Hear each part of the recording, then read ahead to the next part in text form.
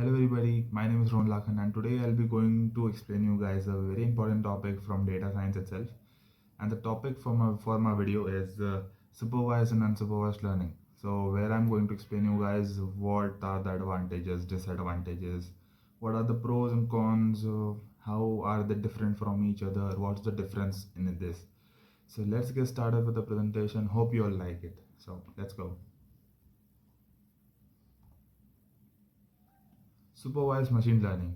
So supervised machine learning algorithms are designed to learn by examples, and here in this machine learning, so here in this supervised learning, the training data will consist of input that are paired with its own correct outputs. And the supervised learning is a machine learning in which the machines are trained using well labeled training data sets, and based on the data machine predicts the output. The label data means here that the input is already tagged with the correct output. Its algorithms are characterized by using labeled dataset to train algorithms that properly segregate data or predict outcomes. So here you can see the perfect example within this image here. So as you can see, the input raw data is not looking that beautiful as the output is looking. So it's all the magic. It's all the magic that happens while we are using supervised machine learning. It goes through the algorithm and then processing happens, then the beautiful outcomes comes out. So the model is trained until it can detect the underlying patterns and relationships between the input data and the output labels, enabling it to yield accurate labeling results when presenting with never before seen data. Supervised learning helps organizations solve a variety of real world problems at a scale such as spam detection, image object recognition, predictive analytics. So, what are these things? So the spam detection thing is that companies can train databases to spot patterns and abnormalities in fresh data set using supervised classification algorithms to categorize spam and the non-spam emails exchange efficiently. So second one, image object recognition. So what are these? So the supervised machine learning methods may be used to find, isolate and categorize objects in movies or pictures, making them valuable in computer vision techniques and visual analysis. Now comes the predictive analytics. So what is this analytics? So the predictive analytics enables organizations to forecast certain outcomes depending on particular output variables, assigning executives in justifying actions or pivoting for a benefit of the firm.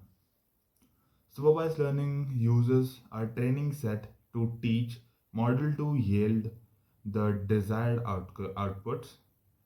This training databases includes inputs and correct outputs, which allow the model to learn over time. A thing to market here is which allows the model to learn over time. And this thing over here, this that says this training dataset includes inputs and correct outputs, which allows the model to learn over time. So the algorithm measures its accuracy through the loss function, adjusting until the error has been sufficiently minimized. Going further with this, we have supervised learning is further divided into two parts here. So, what are these two parts? Regression is the first thing which we are going to talk about in this video.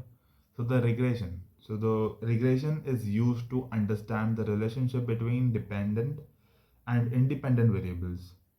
So it is commonly used to make projections such as for sales revenue for a business.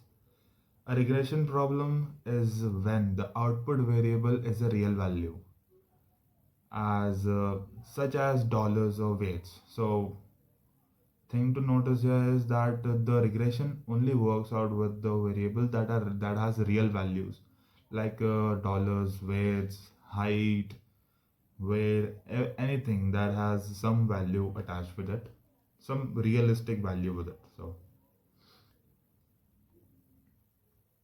and the classification is the second type of supervised machine learning. So what is this classification here? So the classification uses an algorithm to assign test data into specific categories accurately. It recognizes particular entities within the dataset and attempt to draw some conclusions on how those entities should be labeled or defined. A classification problem is when the output variable is a category such as red, blue, disease, no disease. So it's a self-explanatory thing that what comes into your mind when you say classification. It means that that means you are defining something into groups like these are colors, these are disease, and this is the preventions of the disease. So we are categorizing in these things, right?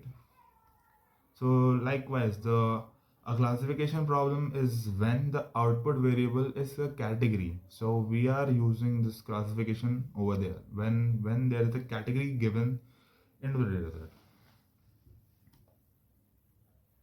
So now comes a very important part: advantages and disadvantages, which are a question in many exams. So what are these? So advantages of supervised learning. So what are these? With the help of supervised learning, the model can predict the output based on prior experiences. A supervised learning model helps us to solve various real world problems such as fraud detection, spam filtering, and etc. You can specifically determine how many classes you want to have in this. So it's a pretty it's a pretty thing to use a supervised learning into something. And what are the cons of this? What are the disadvantages? Let's talk about that as well. So the training the so the training the training the model requires a lot of computation time. That's a con. It takes a lot of time. And pre-processing of data is one of the biggest challenges in this. And in supervised machine learning models are not suitable for handling complex tasks. Yeah it sometimes feels very complex when working out with this. I know it because I have worked with it, and yeah, it is not a good place to be at. So now comes the turn for unsupervised learning. So let's talk about it as well. As the name suggests, unsupervised learning is a machine learning technique in which models are not supervised using a training dataset. So instead, it allows the model to work on its own, discover patterns and information that were previously undetected. It mainly deals with the unlabeled data. So mark it very well in your notes that it's not a supervised learning because it allows the model to work on its own dataset and find the patterns, informations that were previously undiscovered by anyone else. So it mainly deals with the unpredictable data. That's the only thing here which you have to remember. So the unsupervised learning algorithms allows user to perform more complex processing tasks than supervised learning. Ooh. I just remember that last disadvantages wala thing. That complex processing tasks are not a very good thing for supervised learning. So we can use the supervised learning instead of using unsupervised learning instead of using supervised learning. Yes. So we can handle it very peacefully in with unsupervised learning. ठीक है. Although supervised learning can be more unpredictable than or other natural learning methods, its ability to discover similarities and dissimilarities um, in information makes it more ideal solution for exploratory data analysis, cross-selling strategies, customer segmentation, and image recognition. Let me read it once again because I fumbled in between. Its ability to discover similarities and the information makes it ideal solution for exploratory data analysis, cross selling strategies, customer segmentation, and image recognition.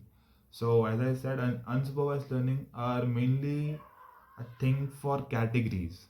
Like anywhere you can that anywhere you saw a category thing, you are using an unsupervised learning there.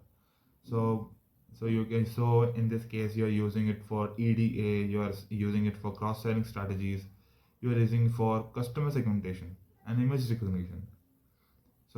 So these four things are different categories, and here I have mentioned put a nice diagram for it as well.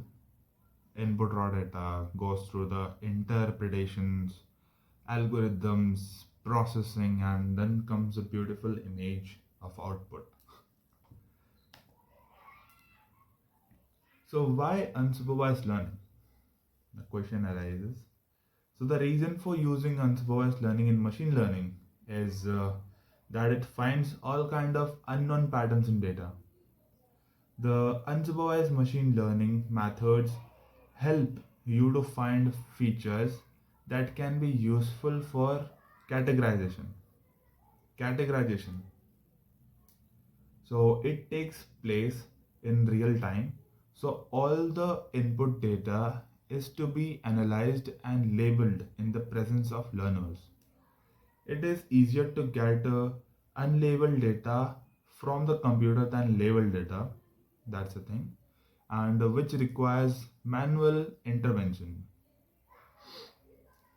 So now we have talked about the whys. So now comes the thing for the what's the problem with this unsupervised learning. So as I said, that we are going to talk about the pros and cons. So here comes the cons of unsupervised learning. So the unsupervised learning is more complex as compared to supervised learning. So आप यहाँ भी नहीं बचेंगे.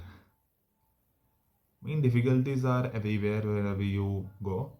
So यहाँ पे भी है वो. So the unsupervised learning is more complex as compared to supervised learning task. It is difficult to guess if the results are correct. That's a major concern that all of the data scientists have for it. And since there are no labeled output or testing, external evaluation is required. So you can't really just put your whole time ki yeah, this data is correct. You can't rely with this because machines can make some mistakes with it. So key differences between these two is unsupervised mein and supervised mein are these. That the data types in supervised learning is labeled data. This unsupervised learning has unlabeled data.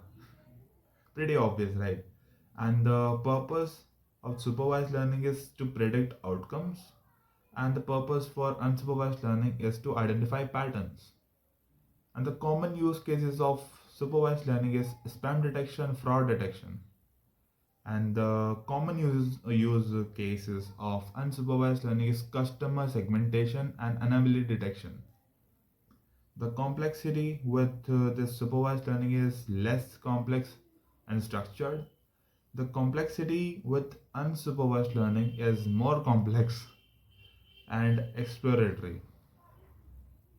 The training data requires large labeled datasets, but in supervised learning, it works well with raw data. So yeah, pretty much. Hello everybody, my name is Ron Lakhan, and today